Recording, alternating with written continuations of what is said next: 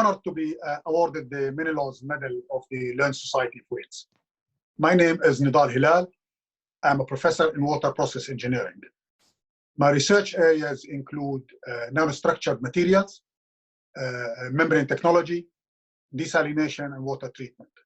I work on multidisciplinary research, bridging physics, chemistry, and engineering to provide solutions for global water shortages.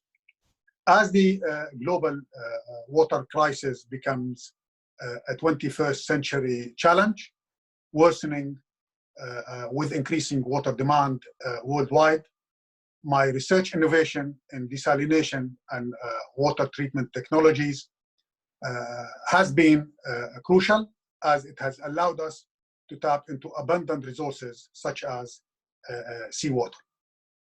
The evolution of membrane technology through the span of my career is evident, not only because of what we have achieved so far, but also our capabilities as we continue to work through the challenges of the modern world with engineering and technology.